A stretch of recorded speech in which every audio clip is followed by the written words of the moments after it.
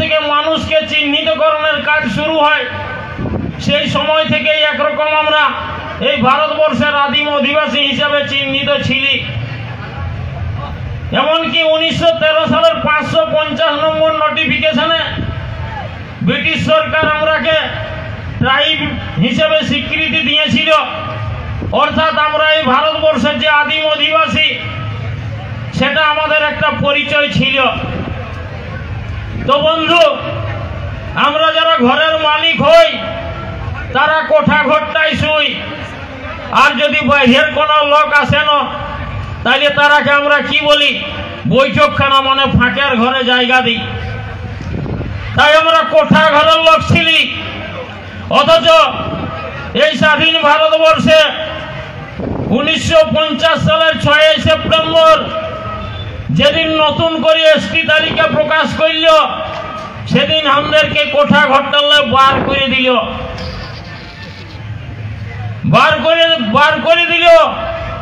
তো পরবর্তীকালে আমরা 77 বছর ধরে ওই কোঠা ঘরটায় ঢুকার জন্য দাবি জানাচ্ছি যে ঘরটায় আমাদের ভাগ আছে। তো আমাদের দেশের যারা মালিক তারা সেটা মানছে নাই। কেন মানছে নাই? না ভোটের কারণে, কারণ কেউ কেউ নাকি এটার বিরোধিতা করছে। তো হে বন্ধু, আমি যদি খুব খাটতে 2-4 বছর ধরে ফাঁকে থাকি, ঘুরে এলে কি আমার বাপের জমিতে আমি ভাগ পাবো না? নাই, আমাকে দিবে নাই।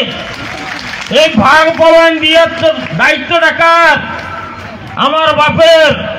তেমনি এইখানে সরকার আছে, সেই সরকারের দায়িত্ব প্রত্যেকটা মানুষের অধিকার ফিরিয়ে দেওয়ার। কার কি অধিকার আছে, কে কি ভাগ পাবে, সেটা ফিরিয়ে দেওয়ার দায়িত্ব সরকারের।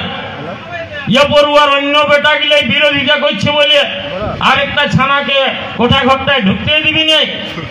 এটা কেমন রাজনীতি বন্ধু? তো আমরাকে ওই 77 বছর মানে আগে তো আমাদের জুতা থাকেই নেই, এই 10-15 বছর হয়তো পায়ে চটি আমরা পড়ছি।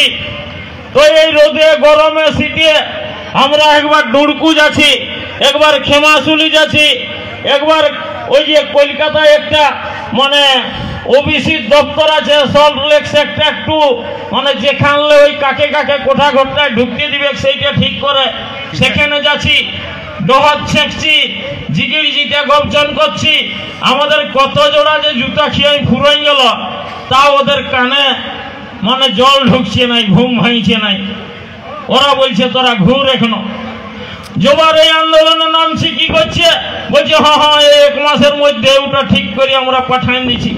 তো কিটা পাঠান দিছি না, আমাদের মঞ্চের পেছনটায় লেখা আছে না সিআরএর কমেন্টস এবং জাস্টিফিকেশন।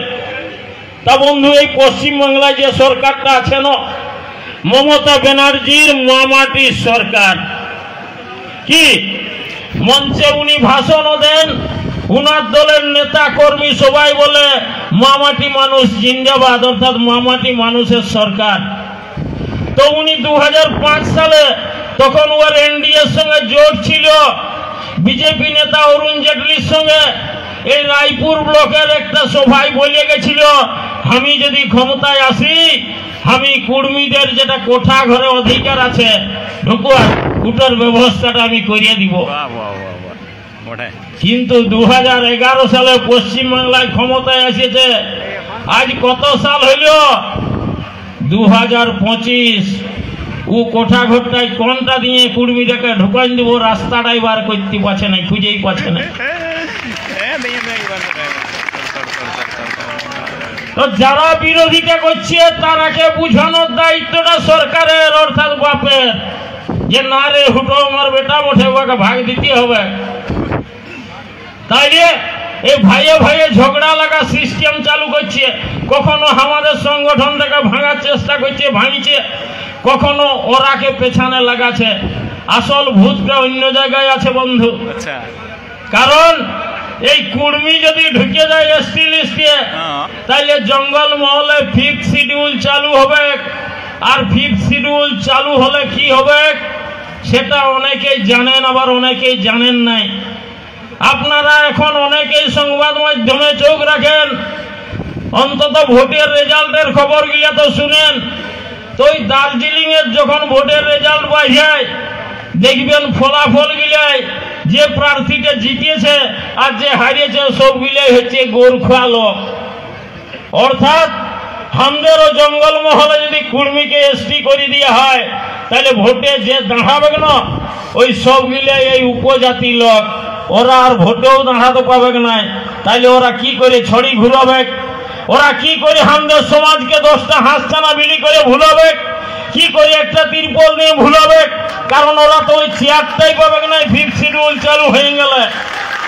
তখন তো এই উপজাতি মানুষরাই ঠিক করবে, জনজাতি মানুষরাই ঠিক করবে কাকে হাঁসছানাটা দিব, কাকে খুকড়া ছানাটা দিব, কাকে তিরপলটা দিব, কাকে শীতের সময় কম্বলটা দিব, আর কাকে বাংলার আবাস যোজনায় ঘরটা দিব। তখন এই উপজাতিরা ঠিক করবে, ওরা তখন ওটা ঠিক করতে পারবে না।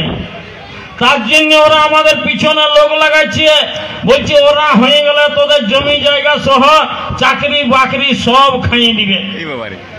তো 2017 সালে এই সরকার কুর্মীরাকে হেস্টি করার জন্য একটা সুপারিশ কেন্দ্রে পাঠাইছিল, সেই সঙ্গে একটা সিআরআই রিপোর্টও পাঠাইছিল। তো সেই সিআরআই রিপোর্টটার কিছু গলতি ছিল, কেন্দ্রীয় সরকার কিন্তু ওটা একদম পত্রপাঠ খারিজ করে নাই, বলছে ঠিক আছে এই দুটো জায়গায় গোলমাল আছে, তাইলে ফার্দার কমেন্ট এবং জাস্টিফিকেশনটা আপনারা পাঠান।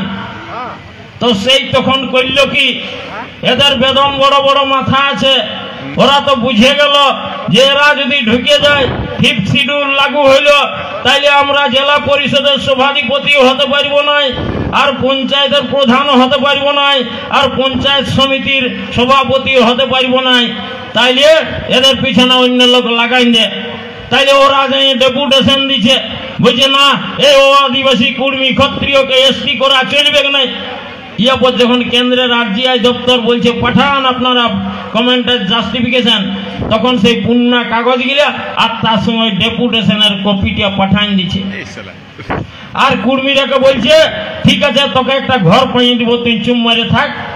আরো যদি কেউ একটু সেই রকম মানে লোকের ওজন অনুযায়ী দিচ্ছি আর কি, কাকু হাঁসছানা, কাকু কুকড়াছানা, কাকু একটা তিরপল, তুই চুম মারে থাকলে। আর কুর্মী যে বললো ভোটের ময়দানে নামলিও, কেন নামলিও না? সবাই কুর্মীরাকে বলছে ও বাবা কুর্মীর ভোট, অভিষেক বাবু বলে দিল কুর্মীরা কোনোদিন ভোটেই দেয়নি। তো হ্যাঁ গো, 2011 সালে জঙ্গল মহলে এই সরকারটা কোটা আসন পাইছিল, কুর্মীরা ভোট না দিলে পাচক। আরো দিলীপ ঘোষ উল্টো পাল্টা বলে দিল, তাহলে বাধ্য হয়ে আমরা ভোটের ময়দানে নামিয়েছিলি না।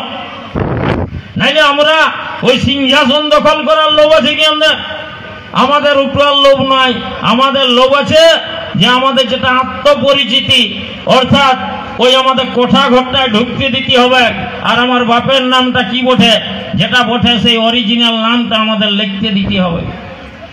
এ বাবা জোর করে হিন্দু লিখে দিচ্ছে, দলিলে মলিলে গোটায়। স্কুলে ছানাটাকে যখন ভর্তি করছি তখন এইগুলো ফর্ম ফিল আপে হিন্দু লিখে দিচ্ছে। এই সিআরআই এর কমেন্ট এবং জাস্টিফিকেশন 2017 সাল থেকে আজ পর্যন্ত রাজ্য সরকার পাঠাচ্ছে নাই। তার মাঝখানে আমরা কত বড় বড় আন্দোলন করেছি, কত মানুষের কর্মদিবস নষ্ট হয়েছে, কত আমাদের সমাজের টাকা খরচ হয়েছে, কিন্তু আজ পর্যন্ত পাঠায় নাই।